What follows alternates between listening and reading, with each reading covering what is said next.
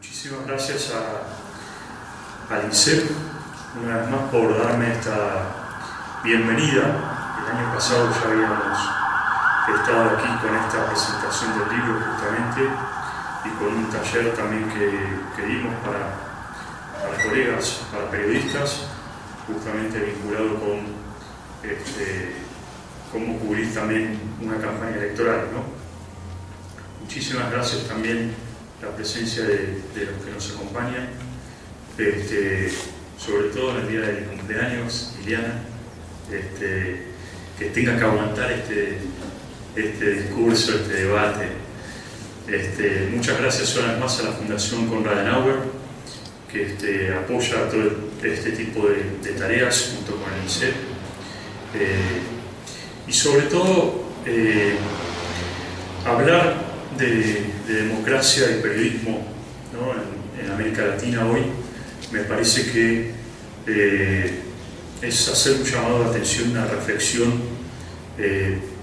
prácticamente de cómo estamos parados hoy y cómo vamos a estar parados hacia el futuro, ¿no? Cuando vine a presentar el libro Luz, Cámara, Gobiernen hace un año atrás, yo dentro de lo que son los periodistas soy bastante optimista. El periodista en general es muy pesimista. Ustedes saben que el pesimista es un ex optimista con mucha información. Entonces los pesimistas, que en general son los periodistas con mucha información, tienden a ver todo oscuro.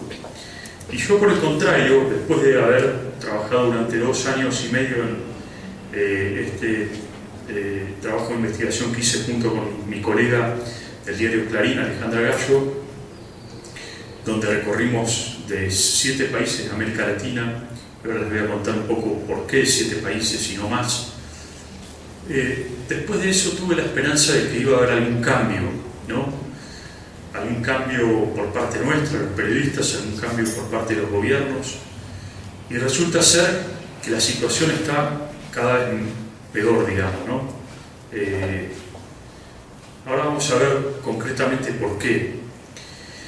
Pero déjenme adelantarme y decirles que es una situación de real preocupación la que estamos viendo los periodistas en función de esta baja calidad de la democracia que se está deteriorando cada día más. Justamente por esta relación tan tensa entre gobierno y prensa, ¿no? Vamos a iniciar. Yo traje una pequeña exposición, pero me gustaría que esto sea también un debate. Lo voy a pasar por acá. Ok, bien. Bien. Cuando hablábamos del nuevo paradigma comunicacional en América Latina en el año 2002, el libro plantea más o menos este nuevo paradigma del cual hablamos, justamente porque es una relación que empieza a verse, sobre todo con un quiebre que nosotros evaluamos ahí en relación al contexto histórico, con la aparición del gobierno de Chávez como el paradigma fundamental de este presidente, con características propias que ahora las vamos a ver y que están reflejadas en el libro, que tienen que ver con un discurso de un personalismo muy fuerte, un deterioro de los partidos políticos y una necesidad de parte de muchos de estos presidentes de ocupar lugares y espacios que habían perdido también los periodistas, ¿no? De alguna manera, o reemplazar por lo menos espacios de poder donde habían perdido los periodistas. Nosotros tomamos como eje 7 países: México, Colombia, Venezuela, Ecuador, Bolivia, Brasil y Argentina. En primer lugar, por una cuestión de costos, porque no podíamos viajar a todos los países de América Latina, por un problema de tiempos, y además por un tema también que tenía que ver con tomar un mapa de las diferentes corrientes políticas en América Latina. Ahí analizábamos desde ese momento que la Colombia de Uribe y el México de Calderón ideológicamente están contrapuestos con la Venezuela de Chávez, la Bolivia de Evo Morales o el Ecuador de Correa, en su momento Lula da Silva en Brasil y Néstor Kirchner en su momento en la Argentina. ¿Y por qué queríamos tomar entonces ese mapa? Bueno, justamente para plantear que este nuevo paradigma se estaba dando y estaba empezando a reflejarse tanto en gobiernos de derecha como en gobiernos de izquierda, ¿no? Y con características comunes, ¿no? ¿Cuál era el contexto político que existía? Bueno, un deterioro de los partidos políticos, un auge de los personalismos, como les decía, las figuras muy fuertes, aunque ideológicamente se contrapongan, la figura fuerte de Uribe, por ejemplo, la figura muy fuerte de Chávez, nuevos partidos del marketing, fuerzas unipersonales, ¿no? Se crean desde esos, en los últimos 10, 15 años, ante el deterioro de los partidos políticos, nuevos partidos que se crean de un día para el otro, con mucho marketing, pero con poco, si uno los raspa un poco, son partidos que tienen poco sustento ideológico, poco fundamento político y demasiado de telemarketing, ¿no? Bien, el contexto político daba también lugar a la crisis de credibilidad en la región, ¿no? Y todo esto nos hacía pensar, esto es el informe del Latino Barómetro del 2008, en donde hay una falta de confianza en líneas generales en los partidos políticos, pero si lo analizamos en la actualidad, por ejemplo, en un periodo 1996-2011, hasta el año pasado, sigue existiendo una confianza, a mi modo de ver, en los gobiernos que empieza a decrecer en algunos países y una confianza en los gobiernos que en algunos lugares se mantiene en términos medios, ¿no? Por así decirlo. Esto es también la encuesta del Latino Barómetro, que se actualiza año por año. Es una encuesta que se hace en toda América Latina, una encuesta muy seria que toma en líneas generales en cada país un promedio de entre 1.000 y 1.500 casos. Y este es el informe del año pasado, el 2011, porque justamente todavía no está procesado el de este año, obviamente. Hay también, por otro lado, fíjense que se mantienen en el periodo 2011 y entre el periodo 1996-2010, y esta es la gran preocupación que tenían muchos de estos gobiernos, en que la confianza obviamente la Iglesia aparece como siempre en el tope de los índices de confianza en líneas generales en todos nuestros países. Tenemos una historia, no vamos a extendernos en esto, pero tenemos una historia muy fuerte en términos de Iglesia católica y de iglesias evangélicas en toda Latinoamérica, con lo cual la confianza en las iglesias siempre es muy fuerte. Pero fíjense que la radio, la televisión y los diarios representan como los espacios donde mayor confianza genera en la ciudadanía, ¿no? Y se mantiene además esta confianza desde el 96 hasta el 2010, que ahí presenta el Latino Barómetro como promedio.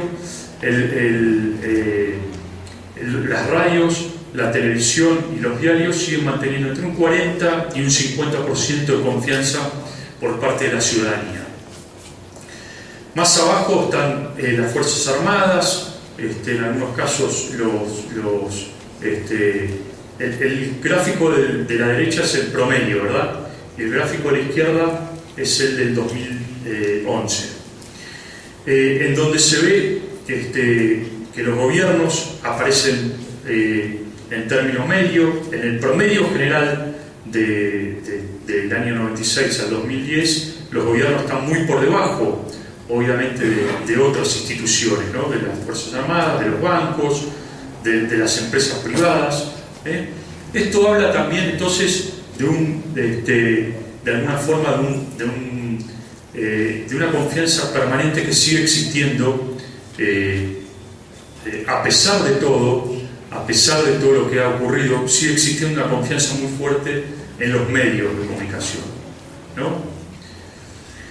Pero fíjense qué paradójico de todo esto, ¿no? Que la gente en líneas generales, esto siguiendo con la misma fuente del Latino Barómetro del 2011, la gente en líneas generales piensa que no puede haber democracia sin partidos políticos, en contra de lo que por ahí la corriente política nos mostraba en los últimos años, de que los partidos políticos están en decadencia y que por eso surgen los personalismos muy fuertes en América Latina.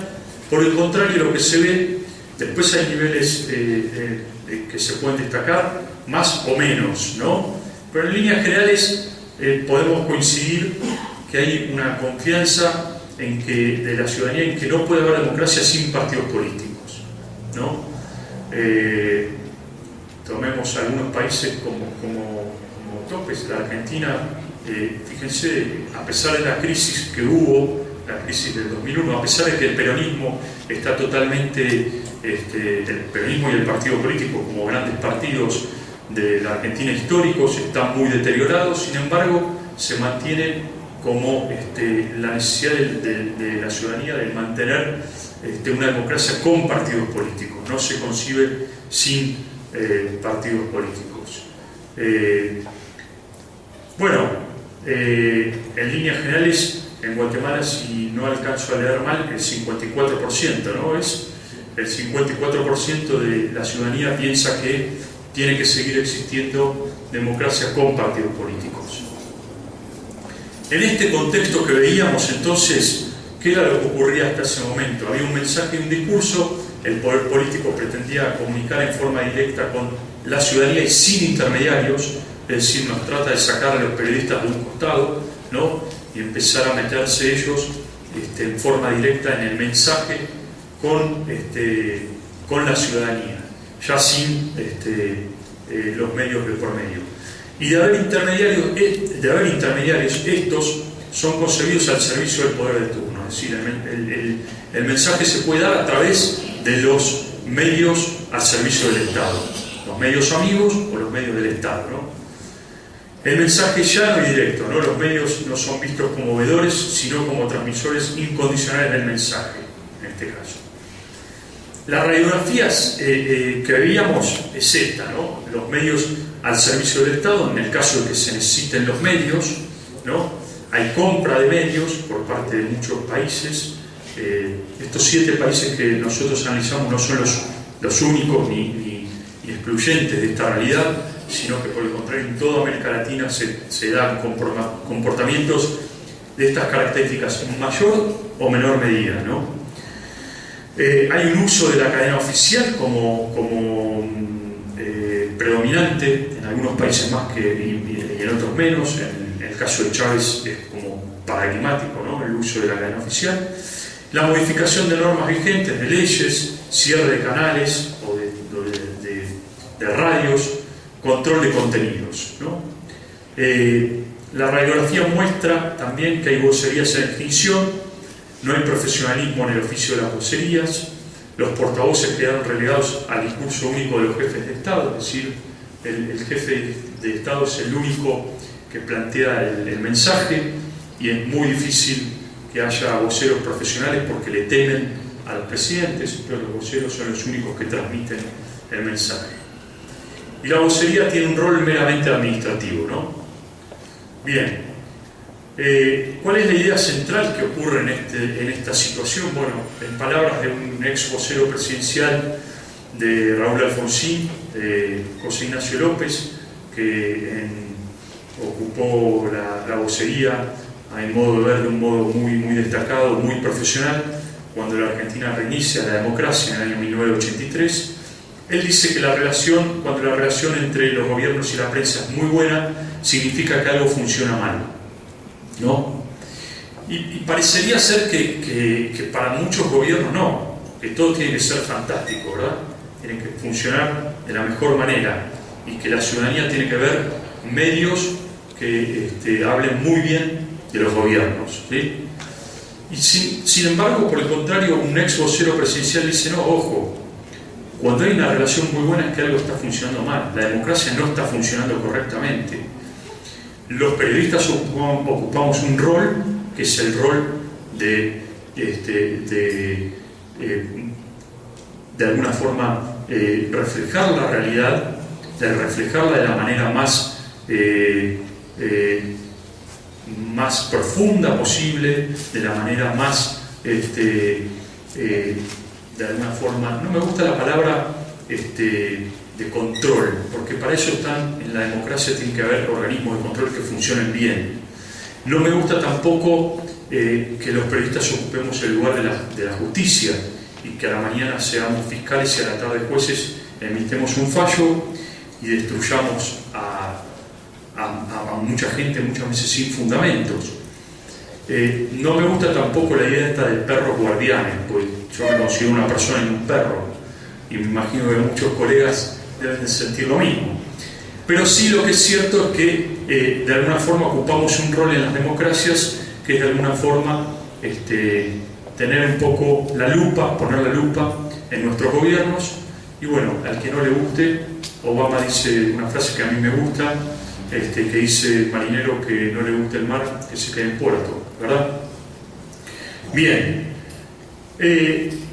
¿cuál es la situación actual en esta relación gobierno-prensa? Yo pensé justamente traerles mejores noticias. Los periodistas en general son portadores de malas noticias, ¿no? Lamentablemente, pero la situación actual en el 2012 sigue siendo una relación, bueno, no se lee muy bien ahí, pero sigue siendo una relación que de alguna forma vemos que hay medios concentrados en el Estado, hay compra de medios, sigue habiendo compra de medios por parte del Estado, sigue habiendo casos paradigmáticos, por ejemplo. En los casos, por ejemplo, que vimos últimamente, ¿no?, de Bolivia, los casos que vimos últimamente en Venezuela, en la Argentina, donde los estados siguen comprando medios. Si no son medios para el propio Estado, son medios amigos o que están vinculados con el propio Estado, ¿no? Esta es una situación que se mantiene. Qué lástima que no se ve tan bien. Si por ahí apagamos un poco esa luz, se puede ver un poco mejor. Discúlpenme que hay nuevas leyes de regulación de la prensa o para la prensa, ¿no? Lo vimos recientemente en el caso de Bolivia y en el caso de Correa, donde hubo leyes más fuertes de regulación a la prensa, ¿no? Es decir, que contrario a lo que estábamos planteando en el libro, que se veía esta radiografía, acá se está profundizando este modelo de paradigma comunicacional. Los ataques judiciales, vimos el caso reciente de Correa, donde la justicia de Ecuador emitió un fallo donde falló en contra de dos periodistas, y generó una situación de mucha tensión en Ecuador, porque eran dos periodistas muy reconocidos y además eso va a presentar un leading case en muchos países de América Latina también, esto de que los propios presidentes tomen cartas en el asunto y enjuicien a los periodistas, con obviamente penalidades que tienen que ver desde el punto de vista no solamente monetario, sino también hasta físico, diría. La publicidad oficial sigue creciendo, el gran vuelco de publicidad oficial que se ve en muchos países de América Latina, en los medios de comunicación, y esto se ve claramente en países, en el interior de muchos países, donde los medios son chicos y entonces, al depender mucho de la publicidad oficial, terminan siendo rehenes de los gobiernos de turno. Esto no ha frenado desde el 2002 en adelante en esta situación que vemos hoy. Por el contrario, en países como México, por ejemplo, sigue habiendo un vuelco muy fuerte de la publicidad del gobierno hacia los medios de comunicación, teniendo obviamente como distintivo en este caso la discriminación por parte del reparto de publicidad oficial, ¿no? Se reparte publicidad oficial a algunos medios y a otros no.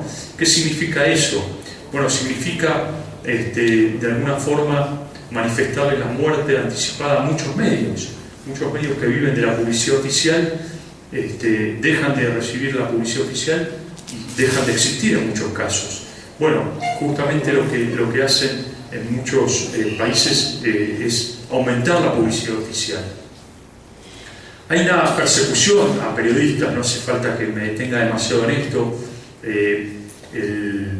El doctor Marco lo acaba de mencionar, ¿no? Una persecución en muchos países que se da a periodistas. En México es quizás uno de los países donde más sufren hoy por hoy los periodistas, pero se está dando esa ola que ustedes quizás oían hace 10 años atrás de periodistas perseguidos en México por el narcotráfico, por ejemplo, y por un Estado que no protege a los periodistas. Se está dando quizás en estos países de América Central, mayor o menor medida. Acabo de venir de Honduras, donde los periodistas están muy preocupados por el asesinato a periodistas, fruto en muchos casos de denuncias que se han hecho por vinculaciones entre el poder político y el narcotráfico. Si ustedes se meten en la página web del Comité de Protección de Periodistas con sede en Washington, ustedes van a ver que allí el presidente Carlos Lauría emite informes, este Comité de Protección de Periodistas, todos los años, y año por año no ceden el asesinato y la persecución a periodistas, sino que por el contrario aumenta. Y los gobiernos, por supuesto, en algunos casos miran para otro lado y en otros casos son copartícipes de esto, ¿no?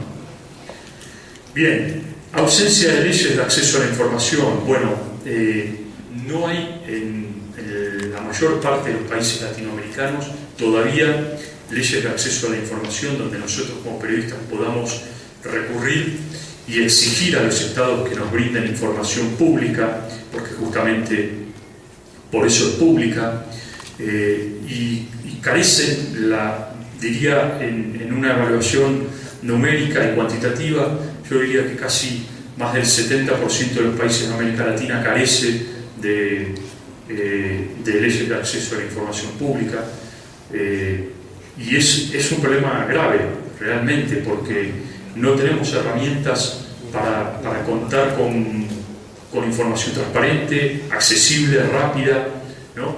Y es una de las problemáticas actuales. Bueno, y sigue habiendo monólogos de los presidentes, de los ministros, y no conferencias de prensa, ¿no? En líneas generales. Se les llama conferencias de prensa, mal llamadas conferencias de prensa, pero no hay repreguntas en líneas generales. Se ven grandes y largos monólogos de, como ustedes habrán podido ver muchas veces, de Hugo Chávez, de Correa, de Cristina Kirchner, donde no hay la posibilidad alguna de repreguntas. En nuestro caso, por ejemplo, nos hemos negado en algunos casos a ir a este tipo de mal llamadas conferencias de prensa, y hemos hecho una suerte de boicot a esos monólogos presidenciales, porque no tiene razón de ser que estemos ahí los periodistas, y esto lo tiene que saber la ciudadanía de alguna manera.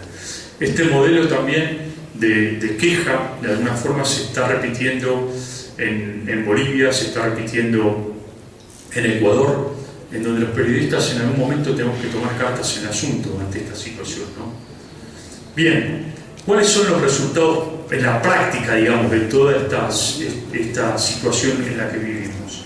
Bueno, hay medios con complicaciones económicas, como les decía, fruto de la publicidad oficial o fruto de que son apestillados, son perseguidos en términos económicos, por ejemplo. En muchos casos, por ejemplo, diarios de México, diarios de Venezuela, ni que hablar de diarios de la Argentina, son perseguidos por los organismos que controlan o fiscalizan las cuentas, entonces les exigen un seguimiento muy exhaustivo del pago de impuestos, e incluso los multan permanentemente cuando se atrasan en un mes en el pago de impuestos. Entonces lo que hay es una persecución también económica, ¿no?, por ese lado, y van perdiendo y van empezando a complicarse económicamente. Hay información limitada a los medios amigos, y esto es una constante también. Yo lo estuve viendo mucho en Honduras en los últimos días, donde la información, por ejemplo, se brinda solamente a los medios amigos, ¿no? Información que se dan primicias o datos específicos del Estado, datos públicos, pero se lo da solamente a los medios amigos, ¿no? Obviamente esto juega en contra de los medios, en línea general, los medios que son independientes. Hay una ausencia de críticas al poder, es decir, los periodistas en muchos países, en su mayoría, como fueron cooptados por el poder de turno, ya no hay una crítica y empieza a haber una relación de casi amistad entre periodistas y gobiernos, y casi no aparece la crítica, o muy poca crítica, ¿no? Y lo otro que a mí me preocupa mucho y que es la crítica fuera de foco, ¿no? Esto que en algún punto se plantea entre periodistas, de alguna forma, aquellos periodistas que responden al poder son los periodistas militantes, porque responden a una causa, y los otros, señalados por los gobiernos, son periodistas mercenarios, ¿no?, porque responden al poder privado. Pero resulta ser que en esta lógica muy disparatada, además, que se da, no hay nadie que haya puesto paños fríos en todo esto y haya parado la pelota y haya dicho: momento, tenemos que seguir haciendo periodismo, y el buen periodismo, y no hacer periodismo opositor, porque a mí no me sirve de nada ser periodista opositor a mi gobierno. Yo cuestiono a mi gobierno y critico a mi gobierno, pero con fundamentos. No me gusta inventar historias. Fíjense cómo le fue al periodista del New York Times que inventó una historia. El New York Times tardó más de 2 años en recuperar la credibilidad. Echaron a más de 3 secretarios de redacción del New York Times por eso, cuando se inventan historias. Yo no quiero un periodismo que invente historias y que sea opositor por la oposición misma, porque me parece que eso, ahí viene el sentido de la democracia. Eso es el rol de los opositores, no de los periodistas. Entonces hoy por ahí un chiste muy famoso que circula por allí en la Argentina, por ejemplo, y que dice que cuando Cristina, en otros tiempos el chiste correspondía a un diario que era Página 12, que era opositor al gobierno de Carlos Menem, y hoy lo han acomodado al diario Clarín y al gobierno de Cristina Fernández de Kirchner. Y el chiste dice que Cristina Kirchner va a inaugurar la fragata Libertad al puerto, ¿no? Y entonces le dice al grupo de periodistas: bueno, dejen que yo voy a ir caminando por el agua. Entonces se sorprende: bueno, ¿qué va a pasar? Resulta que Cristina Kirchner va y camina por arriba del agua y llega a la fragata Libertad, y todos sacan fotos, y entonces al otro día todos los medios prácticamente publican en sus tapas: Cristina Kirchner, gran milagro mundial. Es un chiste bien de argentinos, ¿no? Que nos gusta ser muy egocéntricos, pero bueno, es el chiste que hoy circula en la Argentina. Entonces todos los diarios dicen: Cristina Kirchner caminó arriba del agua, volvió a reflotar el milagro de Jesucristo. Bueno, los títulos habidos y por haber que ustedes se puedan imaginar. ¿Y saben cómo publica Clarín? Bueno, Cristina Kirchner no sabe nadar, ¿no? Eso es perder el foco, justamente, y la crítica fuera de foco, cuando el periodista perdió el foco. Ya no ve otra cosa que un presidente que hace un milagro y se ahoga y no nada, ¿no? Y es terrible eso, cuando se pierde el foco de esa manera. Yo lo hablo muchas veces con muchos colegas, ¿no? Que viene y dicen, tengo una denuncia contra tal funcionario. Bueno, perfecto. ¿Y lo llamaste a ese funcionario? ¿Y lo has chequeado toda la información? ¿Y estamos convencidos de que esto es así? Y antes de dar esa información, yo quiero tener la voz de ese funcionario. Bueno, esto no sucede como práctica hoy entre los periodistas. Y eso es lo que yo digo, que también eso le hace muy mal al periodismo. Y es los resultados prácticos que tenemos de una relación tan tensa entre gobiernos y prensa, ¿sí? En una relación donde ya se perdió la brújula. Hay muchos periodistas que han perdido la brújula, por Dios. Tenemos que ser más equilibrados. Tenemos que escuchar no 2 campanas, 3, 4 campanas. Pero parece que no, que los periodistas de algunos medios les gusta pegarle al gobierno. El gobierno a veces hace las cosas bien y a veces hace las cosas mal. Y cuando hace las cosas mal, tenemos que darle la oportunidad al gobierno para que pueda hablar también. Porque si no caemos en esto de que Cristina Kirchner no sabe nada.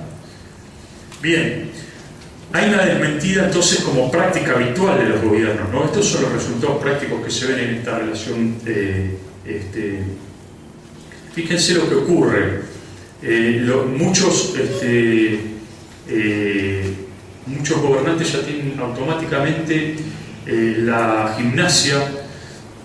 Sucede mucho en Ecuador, por ejemplo. Tienen la gimnasia de un ministro de Correa o el propio Correa de todas las mañanas tomar lo que dice el diario opositor y hacer la desmentida. Es casi tragicómico, pero es así. Todas las mañanas sucede lo mismo. Y parece que no sé, yo no entiendo ese periodista que lo han desmentido 1, 2, 3 veces. ¿Qué pasa con ese periodista? ¿Cómo se siente, no? En el diario nosotros tenemos un cartel en la redacción que dice: mejor perder una primicia y no ganar varias desmentidas. Y yo soy de la idea de que es así. Yo creo que cuando no tenemos los datos suficientemente chequeados, es preferible perderlo. Quizás lo saca a la competencia, pero yo no quiero tener una desmentida, porque la desmentida juega en contra de nuestra credibilidad, juega en contra de lo único que tenemos nosotros, que es la verdad y la herramienta la verdad como única herramienta. Bien, ¿qué otro resultado práctico se ve en esto? Bueno, la falta de temas, por investigar temas de corrupción, ¿no? Estos resultados prácticos, ¿no? En todo esto mi pregunta es: ¿hay mejor calidad democrática con medios callados o medios resentidos? Obviamente la pregunta es que no, y que no porque las democracias son incompletas, ¿no? Nos ha quedado una democracia incompleta con todo esto, con periodistas que ven todo negro, todo oscuro, o con periodistas que son comprados. ¿De qué nos sirvió todo esto? ¿A qué les sirvió a los gobiernos este modelo? ¿Para qué les sirvió? ¿Para mejorar las democracias? Yo creo que no. Tenemos democracias cada vez más incompletas, menos plenas. ¿Los resultados para la democracia cuáles son? Bueno, hay una información parcial para el ciudadano, porque obviamente el lector del diario El Universal en Venezuela o el diario El Nacional obviamente se queda con una parte de la realidad. El lector de Clarín lo mismo, no va a tener toda la realidad, no le van a contar toda la realidad, le van a contar una parte. Y lo mismo sucede a la inversa. Aquellos que oyen permanentemente la radio o ven el programa de turno pagado por el gobierno, se van a quedar con una parte de la realidad, se parcela la realidad, no se ve completamente. Y eso es un deterioro grave para la democracia, ¿verdad? Donde el ciudadano no está completamente informado. Hay casos de corrupción en ascenso y obviamente esto es porque los periodistas no informan, o los periodistas están comprados por los gobiernos, entonces los gobiernos siguen haciendo las suyas. Total, los periodistas son nuestros, nadie lo va a decir. Es algo increíble, ¿no? Eso que está sucediendo.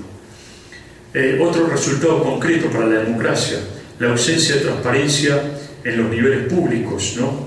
nosotros como periodistas, por ejemplo, no podemos acceder a muchos lugares públicos, o incluso se nos ha cerrado la puerta a reuniones de ministros y se ha dejado pasar a los periodistas amigos. Entonces se da una situación muy conflictiva, muy ríspida, muy difícil, en donde el primer damnificado es el periodista, está claro, eso estamos de acuerdo. El periodista que no lo dejan pasar a una reunión con ministros para un off the record es el primer damnificado, perfecto. Pero el más damnificado es el ciudadano, que no puede tener la posibilidad de que un periodista le cuente lo que está ocurriendo ahí adentro de la Casa de Gobierno. Y ese es un deterioro concreto para la democracia. El financiamiento oscuro de la política, esto que les decía recién, esto también forma parte de un resultado concreto para la democracia, ¿no? Hay cuentas poco claras en el manejo de la publicidad oficial de muchos gobiernos, y además con fondos públicos, fondos de cada uno de ustedes, de los ciudadanos, ¿no? Y un discurso único y la falta de debate, ¿no? A mí esto me exaspera, que no haya debate público, ¿no? Me parece que eso es lo que se está viviendo hoy. Oposiciones débiles, lo que se está percibiendo permanentemente, ¿no? Porque el resultado de todo esto que es que la oposición no tiene medios amigos, los pocos medios amigos que tiene son de la oposición, obviamente, ¿no? Entonces cada vez su discurso, su resultado electoral cada vez es menor, y hay un deterioro propio también de las oposiciones, se ven oposiciones sumamente debilitadas. Otro de los resultados es un mensaje amigo-enemigo en aumento, ¿no? Este mensaje que lo rescatamos en el libro, que yo pensé que se iba a ir con el tiempo, se iba a manifestar de otra forma, y sin embargo sigue existiendo. Las vocerías mudas, ya no es vocerías administrativas, sino vocerías mudas, ¿no? Nosotros hablábamos ahí en el libro de vocerías con un rol administrativo. Hoy les puedo asegurar que hay vocerías mudas. Directamente no informan. Yo no sé para qué están las estructuras de vocerías. Y es otro de los deterioros de la democracia, ¿no? La profundización del doble discurso político, ¿no? También. Esos discursos que dicen hemos combatido la pobreza, hemos combatido la indigencia, y sin embargo los índices de CEPAL, no hace falta que yo les muestre índices, los índices de la CEPAL muestran que la pobreza y la indigencia siguen en aumento, por el contrario no ha caído en América Latina. Es decir, hay un doble discurso permanente, ¿no? Y ningún periodista lo marca, o los que lo marcan son opositores. ¿Qué hacer? ¿Nos quedamos cruzados de brazos? Seguimos escribiendo libros, seguimos viajando, dando charlas, ustedes debatiendo. ¿Qué hacemos, no? A mí es una pregunta que me remuerde permanentemente, porque la verdad, a mí me encantaría escribir un libro donde dijese, en vez de luz, cámara, gobierne, se aclaró la situación, o ya hay una luz que está iluminando una democracia. Sin embargo, no lo podemos hacer, porque ¿qué voy a hacer? ¿Otro libro para repetir todo esto? Sería fantástico, bárbaro. Yo ganaría unos pesos más quizás, los haría perder tiempo también a ustedes. La Konrad Adenauer tendría que gastar más dinero en pasajes. ¿Y qué ganaríamos con todo esto? Nada. Me parece que hay que empezar, digamos, a tomar cartas en el asunto por otro lado, ¿no? Hacer más democracia en el sentido de generar más debates nosotros como periodistas, y hacer más periodismo, me parece, ¿no? Tenemos que volver a las fuentes y hacer más periodismo, no hacer periodismo de oposición. Eso juega en contra de los periodistas y termina jugando en contra de nuestras democracias. Lo que hagan los gobernantes no lo podemos manejar. A mí tampoco me interesa ser asesor de ninguno de estos tiranuelos de turno o personajes de turno que se creen que lo saben todo y que pueden manejarlo todo. Yo prefiero seguir como periodista, pero bueno, ¿cómo lo hago? siguiendo hacer un buen periodismo. No hay otra regla, no hay otra receta para esto, ¿no? Hacer más periodismo y mejor periodismo. Y me parece que más diálogo, ¿no? Eso es lo que hoy está faltando. Hay un cuento, para ir terminando y no aburrirlos más, un cuento muy breve sobre la falta de diálogo y la falta de consenso, que es un poco lo que está ocurriendo hoy en nuestras democracias. Es el cuento de esas dos niñas, dos hermanillas que pelean por una naranja, ¿verdad? Entonces están ahí peleando, agarrando una y la otra la misma naranja, y viene la madre y dice: ¿pero qué pasa acá? ¿Qué está pasando? No, es que yo quiero mi naranja, yo quiero la mía. Pero no, bueno, vamos a resolverlo así, cortamos la naranja y listo, acá tomá la mitad vos y la mitad vos. Y entonces una de las niñas toma la mitad de la naranja, agarra el fruto con una cuchara y come el fruto. Y la otra niña agarra la otra mitad y agarra la cáscara y la empieza a rallar porque quería una torta de naranja, con gusto a naranja. Fíjense qué simple que es a veces no dialogar, ¿no? De una misma cuestión, hablemos de democracia, naranja, lo que sea, de una misma cuestión, si no nos sentamos a dialogar, no se saca provecho, el mayor provecho posible de una misma cosa. Y eso es lo que está ocurriendo hoy en Latinoamérica, en líneas generales. No nos hemos sentado a dialogar, ni periodistas ni gobernantes. Se ha roto el diálogo, que es lo peor. Se ha roto.